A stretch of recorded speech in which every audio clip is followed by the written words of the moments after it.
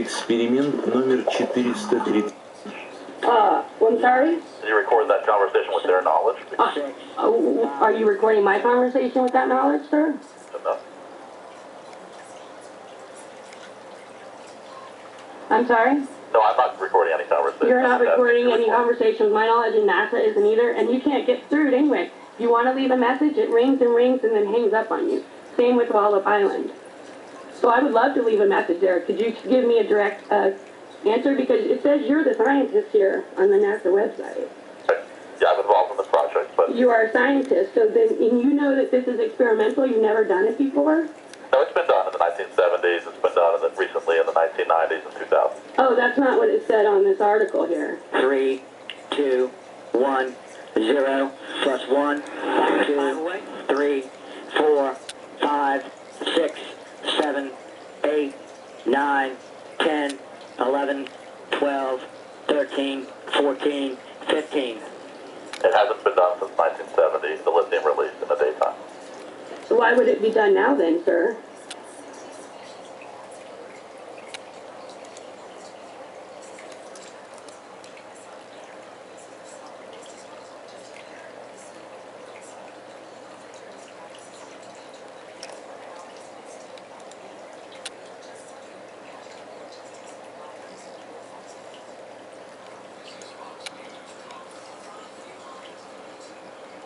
That's scary. Detailed information. If you could please send your comments by email.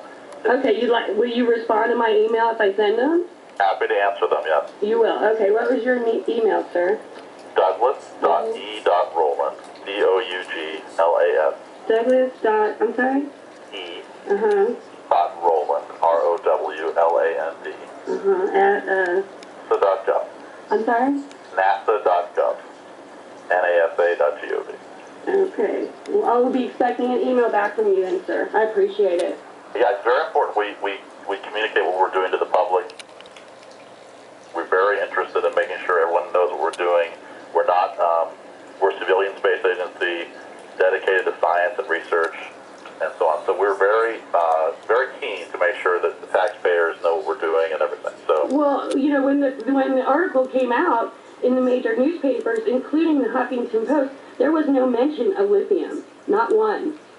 Not one mention of lithium. Until I heard the recording of the actual, I listened to it. I listened to the rockets go off. I had no idea there was going to be a lithium dispersed until I heard payload, lithium dispersed. Good indicators of chemical deploys. And the lithium on Ontario-improved uranium have been deployed. Okay. RSO TDOSS request to declare the area clear and release the roadblocks.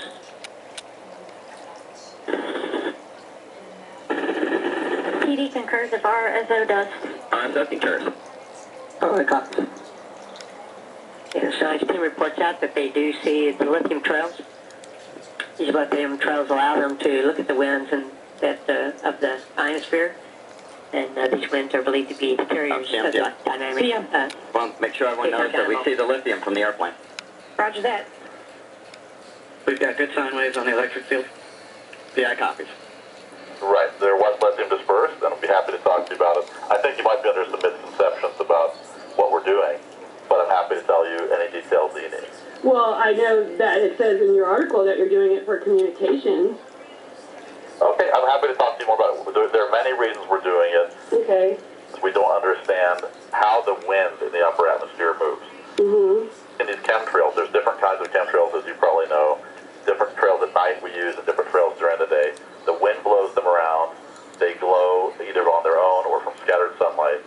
We take pictures and we can see how the wind trail moves around. I use that to infer what the wind is. Just like if you were taking a picture of an airplane contrail, you can use that to see how the wind was blowing up at those altitudes. This is much higher altitude, so we use these chemical trails. And what is the purpose of knowing what the wind's going to do in the ionosphere? The purpose is the ionosphere is really to understand our planet. It's very fundamental science.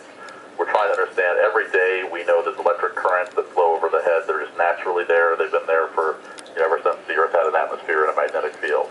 And the wind is driven by the sun. The sun heats the atmosphere. The wind blows. And every day that wind drives an electric current. And we're trying to understand what causes that. Essentially, how does it work in detail?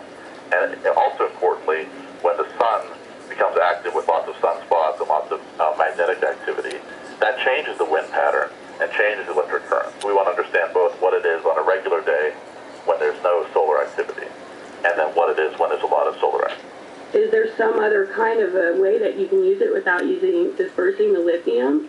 We're researching other ways. The lithium is actually harmless to the environment, and we can show you more about that. But it is tricky to use because it's very faint. You can't see it with your naked eye. You have to, have special cameras to see it and so on. So we don't like to use it for that reason. It's hard. In other words, it's hard measurement to make. We're researching other ways to put sensors directly on the rocket to measure the wind, and those are ongoing. We're trying to develop those now. In fact, one of the purposes of this mission was to do that. Okay. Well, you've explained it to me then. I don't agree with it, but I appreciate you explaining it to me.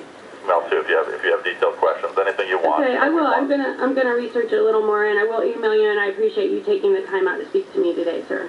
Take your call. It's not often we get to hear from members of the public and people who are really interested and concerned with what we're doing. And I really appreciate your time. I wish more people would call. I really do. I've called my senators. I've called my governor. You can't get through to anyone, sir. You can't get through to anybody. Yeah. I go to my city council. I live in rural North Carolina. They don't care. They laugh you out of there. There's no other recourse for us, sir, unless to talk to people directly and find out what is going on, because we're paying for it. Well, yeah, I don't know how far you are from Wild's Flight Facility. Is that easy? Is that drivable from where you are? Where is it, sir? I don't know where it is. It's north of Norfolk, Virginia. It's on the eastern shore of Virginia. If you're at Norfolk, it would probably take you another 2.5 hours to get there. So if you're in North Carolina, I don't know where you are, but maybe. Right. Yeah, I'm in western rural North Carolina near the Tennessee border. Have a chance. You might consider either going to Goddard Space Flight Facility, which is outside of D.C. There is Clemson University, which is where all the chemical release work is done. Oh, really? Well, that's very close to me. You might contact those guys. I'm sure they'd be happy to explain what they're doing. Oh, that's awesome. Okay, I will do that. Just like ask for the science department. Well, I don't know what department they're in, but Larsen, L-A-R-S-E-N, Miguel Larsen is the lead, and he's been doing this for decades and can explain in detail what they're doing and why it's not an issue for people living. We would be, as a government agency, we would not be allowed, to do anything that would be harmful. So he's under strict controls and that sort of thing. So he can explain it to you. He can even show you around, that sort of thing. Okay, and you said his name was Miguel Larsen with an L? Well, A-R-S-E-N. Okay, at Clemson. Okay, well, thank you so much, Mr. Rowland. I appreciate all of your information. Yes. Thank you. Have a nice day. Okay, I'm going to add my 2 cents. Michelle Grant speaking. Lithium is cumulus and poisonous in your bloodstream. It is absolutely illegal to spray lithium on the populace. It's called non-lethal suppressants. Look it up. Why the fuck would he be hiding behind a hat and sunglasses? And he's been doing this shit for decades, Douglas Rowland said. Miguel Larsen is the problem. Clemson University is the problem. This asshole changing his job description 3 times is a problem. That's called concealing evidence of a crime. If I spray lithium on you, I go to prison. If this fucking dick eater does it, he gets to work at Clemson University in South Carolina. So, there you go. What else do you need to figure out what they're doing to the public? That's what he said. What we're doing to the public. They're spraying lithium on you and your babies from several places. He named them. If you need to listen to this again, I suggest you do. Whose number do you need? Look it up. It's called Google. Don't ask me for fucking phone numbers when you can type. Look it up.